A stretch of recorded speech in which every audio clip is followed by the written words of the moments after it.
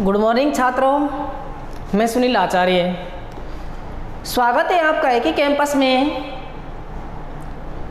जैसा कि हमने पिछली क्लास में अध्ययन किया था व्यंजन संधि का, जिसके संपूर्ण भागों का हम अध्ययन कर चुके थे, और आज हम नंबर 3 जो है हमारी विसर्ग संधि, जिसका हम अध्ययन करने की ओर जा रहे हैं। तो देखिए, सबसे पहले हमें विसर्ग संधि को पढ़ने से पहले हमें यह पता होना चाहिए कि इसकी जो डेफिनेशन, इसकी जो परिभाषा होती है, जो क्या होती है। तो देखिए,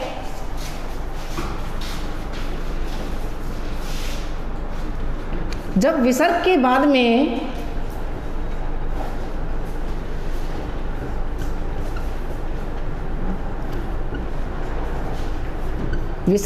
में स्वर अथवा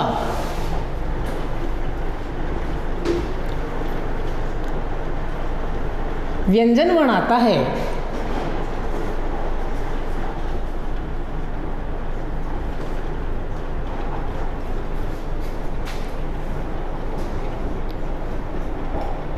तो उसके स्थान पर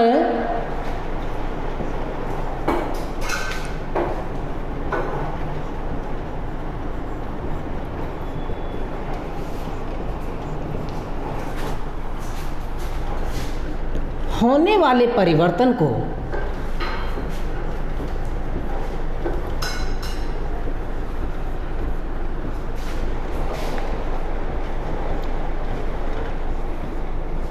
विसर्ग संधि कहते हैं।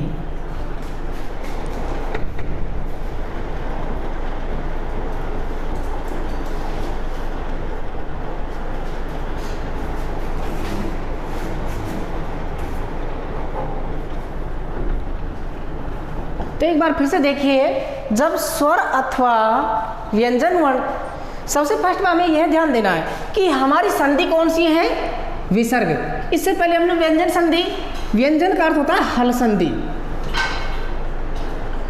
हल संधि तो हमारी पहचान इसमें की जाती है हलंत से। हल का अर्थ हलंत, तो हलंत से हो जाती है। अब हम बात कर रहे हैं विसर्ग संधि की, तो विसर्ग हम जानते हैं पहचान क्या होती है, इस तरह से।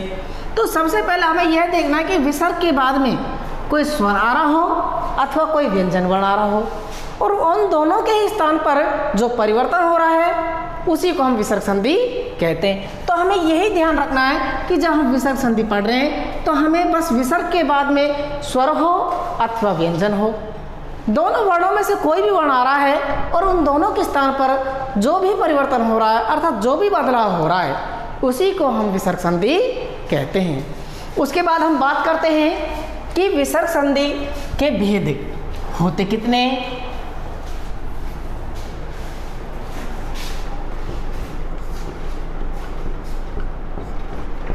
विसर्ग संधिषु भेदा।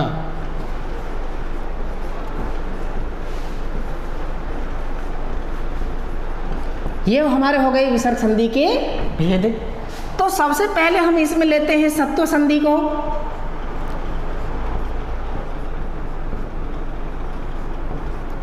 जिसका जो विधि सूत्र होता है विसर्जनीय से,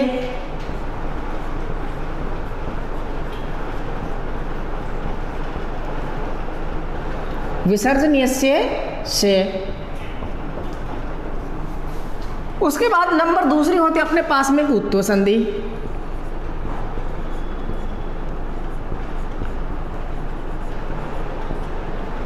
जिसका सूत्र होता है हसीचे।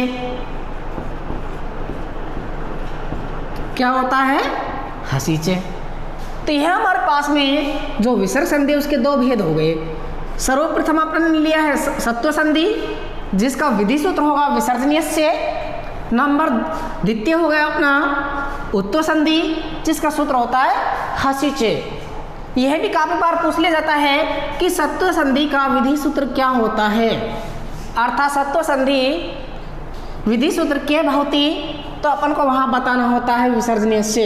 वहाँ आपको ऑप्शन में देगा हसीचे, विसर्जनीय से, सचुत्व है, सटुत्व है, कुछ भी दे सकता है। तो अपन को वहाँ पहचानना होगा, क्या होगा, विसर्जनीय से। उसके बाद हम अब बात करते हैं नंबर 1 सत्व संधि की।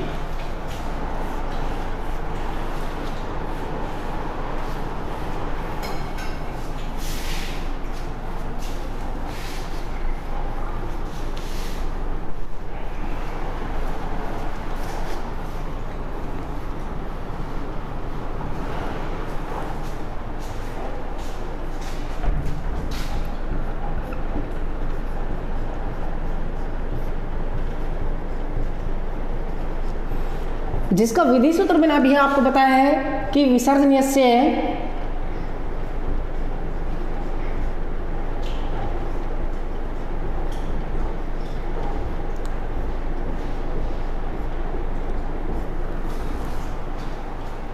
यदि विसर्ग के बाद में खर वर्ण आता है, यदि विसर्ग के बाद में खर वर्ण आता है, यदि विसर्ग के बाद में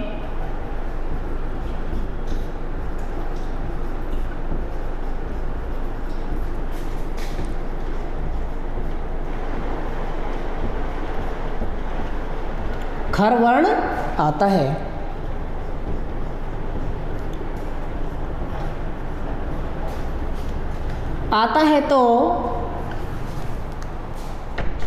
तो विसर्ग का सकार आदेश हो जाता है।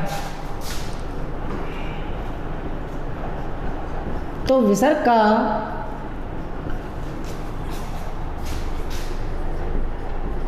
सकार, अब सकार के अंदर हमारे पास से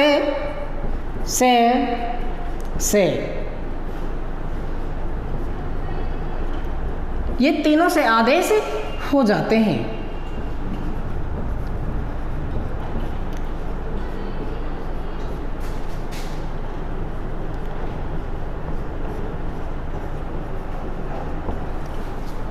अब समस्या यहाँ खड़ी होती है कि सकार आदेश तो हो जाता है विसर्ग का, परंतु इन तीनों से में से हमें कौन सा से और किसके साथ लगाना है। अब इस कंडीशन में हमें पहचाना होगा, यदि च वर्ग होगा तो हमारा यह वाला से होगा, यदि तय वर्ग होगा तो हमारा इस प्रकार का से होगा, यदि टे वर्ग होगा तो हमारा षटकोण वाला से होगा। इस प्रकार से हमें पहचान करनी होती है। तो उसके बाद हमें देखना है कि जो हमारा विसर्ग है इसके बाद खर वर्ण। मैंने बोला है कि विसर्ग के बाद में यदि खर वर्ण आता है, अब खर वर्ण के अंदर वर्ग का पहला और दूसरा वर्ण, वर्ग का पहला और दूसरा वर्ण। अब वर्ग के पहले और दूसरे वर्ण के अंदर कै खे चे छे जे झे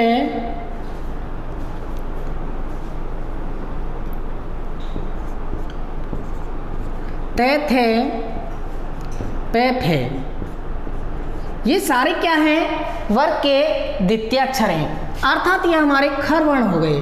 क्या है, खर वर्ण। क्योंकि यहां से एक और दो से पता नहीं लगता है कि ये वर्ण कौन से हैं, खर वर्ण, फिर भी समस्या से खड़े हो जाते हैं। तो मैंने इस तरह से आपको हल करके लिख दिया यहाँ पे। तो ये सारे क्या हैं, खर वर्ण हो गए। उसके बाद समस्या आती है कि जो विसर्ग है इसका क्या आदेश होता है, सकार आदेश होता है। अब सकार का मतलब से इस विसर्ग का तीनों ही से आदेश होता है। यदि हमारा च वर्ग होगा तो हमारा से होगा सलगम वाला, यदि हमारा तय वर्ग है तो हमारा से होगा सपेरा वाला, और यदि हमारा टे वर्ग है तो इसके साथ से होगा षटकोण वाला। कै और फे के साथ में हमारा यही से काम करता है। यहां तक होने के बाद में इसकी पहचान आपके सामने हो गई कि विसर्ग का सकार आदेश होता है। अब हम चलते हैं उदाहरणों की ओर।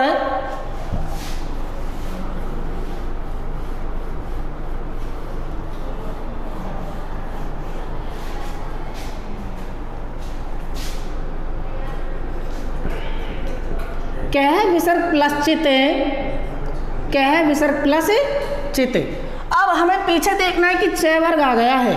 क्या आ गया है, च वर्ग, और उससे पहले हमारे पास में यहाँ विसर्ग आ रहा है। तो निश्चित है कि जब च वर्ग आ रहा है तो च के साथ में हमारा कौन सा सकार लगता है, सलगम वाला लगता है। तो क्या हो जाएगा, कश्चित।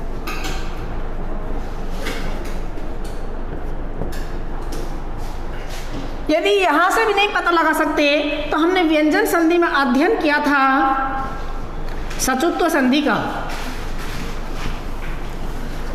सचोत्तर संधि में से का से होता है और ते वर्ग का चे वर्ग होता है। तो यहाँ से भी हम पता लगा सकते हैं।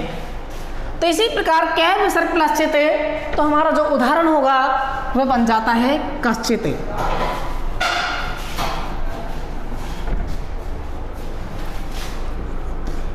राम है विसर्ग प्लस चुनौती, राम है विसर्ग प्लस चुनौती। अब वही चे वर्ग आ रहा हमारे पास में, तो हो जाएगा रामस चुनौती।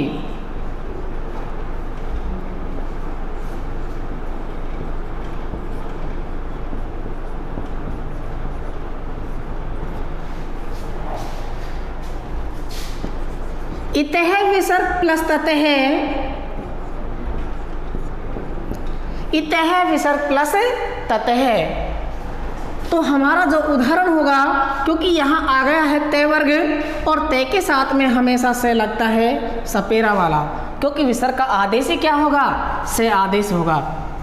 तो हमारा हो जाएगा इतस्ततः।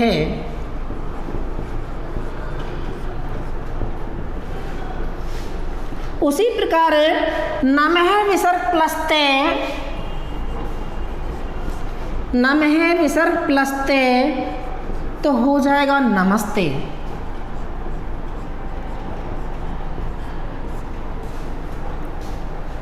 अब बात करते हैं षटकोण वाले से की। धनु विसर्ग टंकार,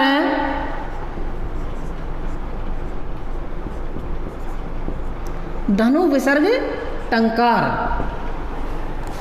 अब हमारे पास में यहाँ विसर्ग आ रहा है, उसके बाद टे वर्ग आ रहा है। जब टे वर्ग आ रहा है तो निश्चित है कि इस विसर्ग का क्या आदेश होगा, षटकोण वाला से आदेश होगा। तो हो जाएगा धनुष टंकार।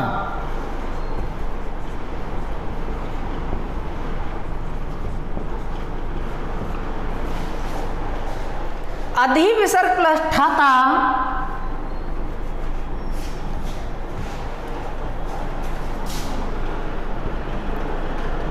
अधि विसर्ग प्लस ठाता हो जाएगा अधिष्ठाता।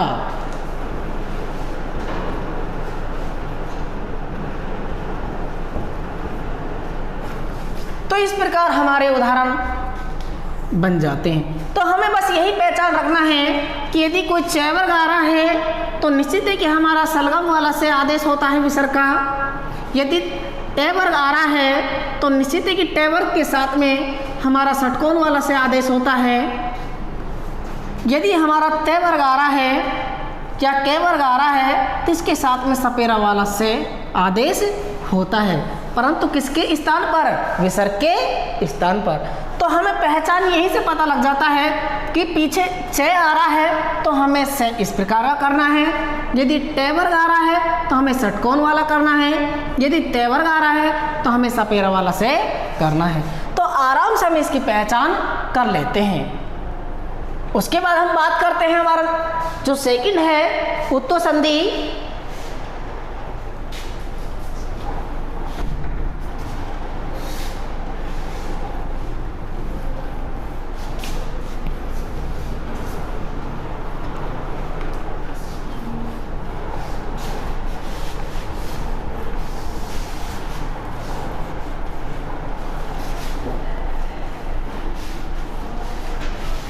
नंबर तो हमारा हो जाएगा उत्तो संधि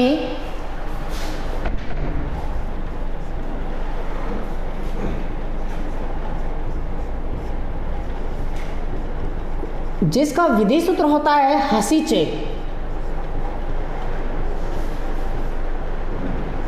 एक नंबर में पूछा जा सकता है कि उत्तो संधि विधि सूत्र के भवति, उत्तो संधि विधि सूत्र के भवति, तो हमारा आंसर होता है हसीचे भवति। क्या होता है, हसीचे भवति। तो इसको हम हस प्रत्याहार के नाम से भी जानते हैं। तो सबसे पहले हम इसकी डेफिनेशन जो परिभाषा होगी वे देखते हैं कि उत्तो संधि में अकारांत ए के बाद में विसर्ग आता है। उत्तो संधि में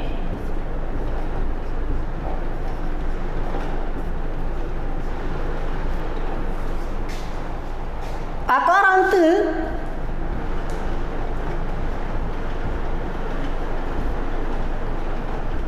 ए के बाद में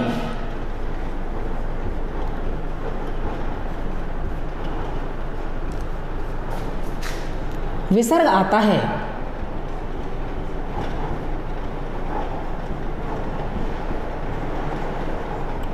विसर्ग आता है तथा उसके बाद में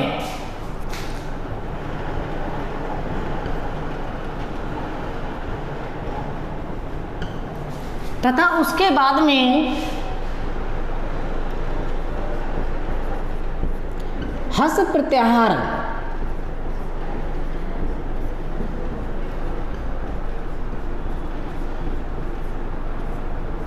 हस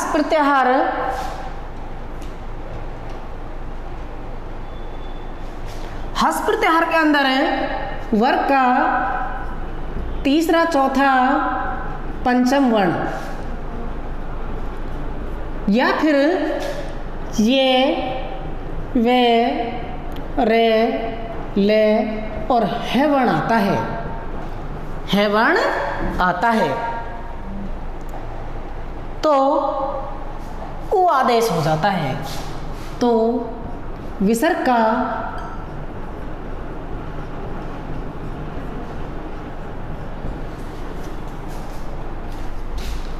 का उ आदेश हो जाता है।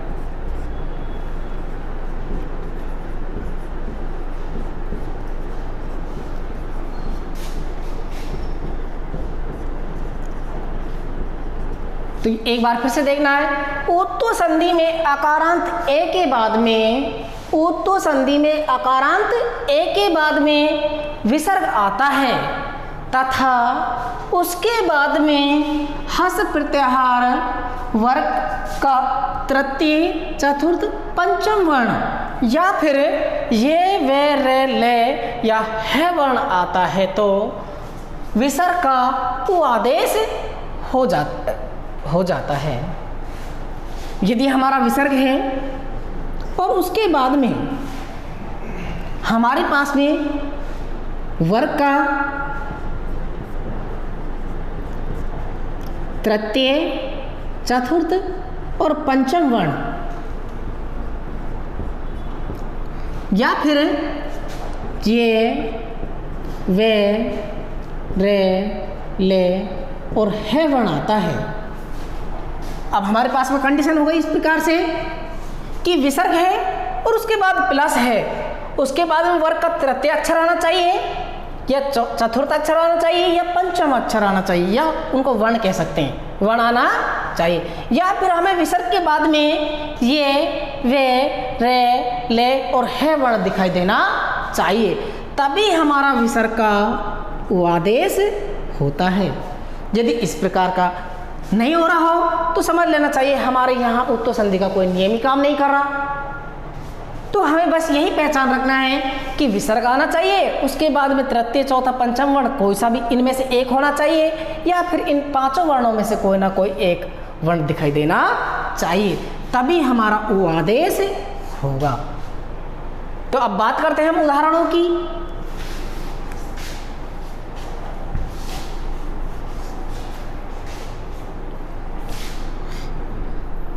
सर्वप्रथम जैसे हम ले लेते हैं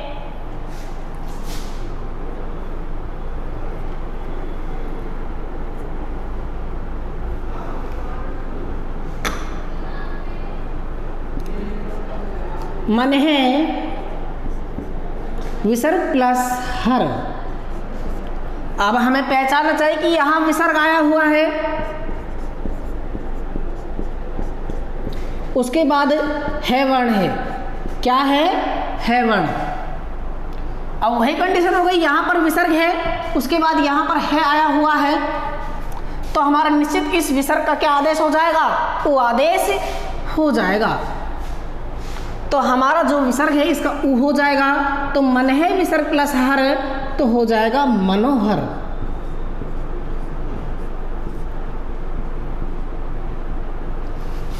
उसी प्रकार से यस है विसर्ग प्लस दा हो जाएगा यशोदा।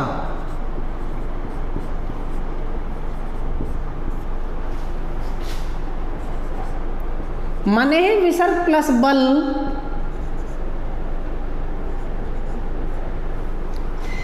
तो हमारा उदाहरण जो एग्जाम्पल है इसमें आ रहा है मने, उसके बाद आ रहा है विसर्ग, उसके बाद आ रहा है बे, अर्थात बल का बे।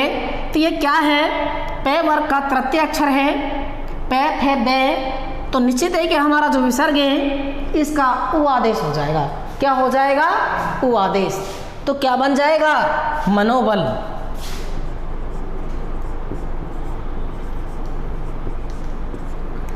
तपह विसर्ग प्लस बल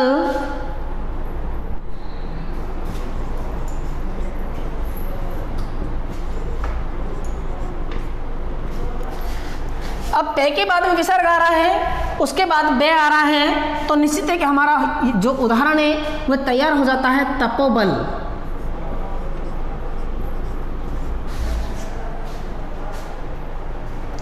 सरे विसर्ग प्लस जे तो हो जाएगा सरोज।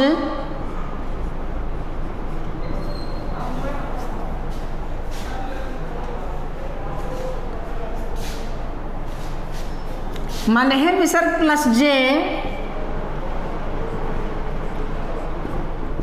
हो जाएगा मनोज।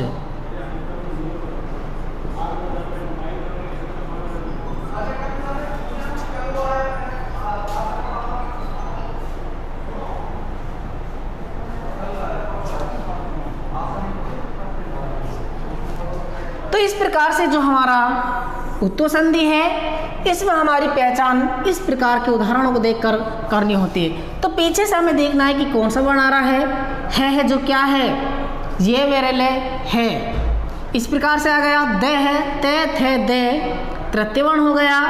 पे है, ये भी तृतीय हो गया। जे है, ये भी तृतीय हो गया। इधर पीछे जे आया मन के बाद में, ये भी तृतीय हो गया। तो इस प्रकार से हमें इनकी पहचान करनी होती है। उसके बाद हम बात करते हैं कि जो हमारा एग्जाम है उसमें किस प्रकार से प्रश्न पूछे जाते हैं।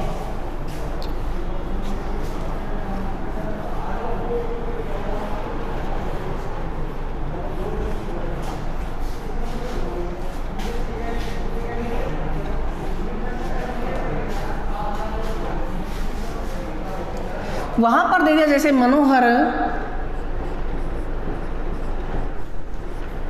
इति शब्दस्य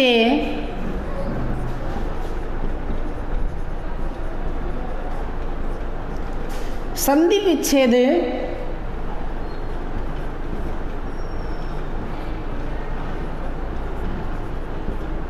कुरु। मनोहर इति शब्दस्य संधि विच्छेद कुरु प्रश्न हमारा इस प्रकार से बन के आ जाता है। तो हमारे पास में वहां ऑप्शन में देगा मनोह प्लस हर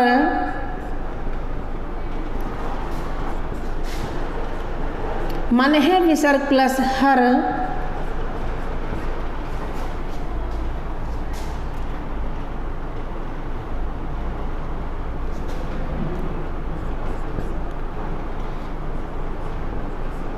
मन प्लस ओहर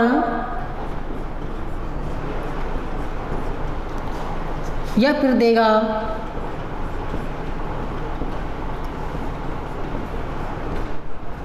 मने है प्लस रे।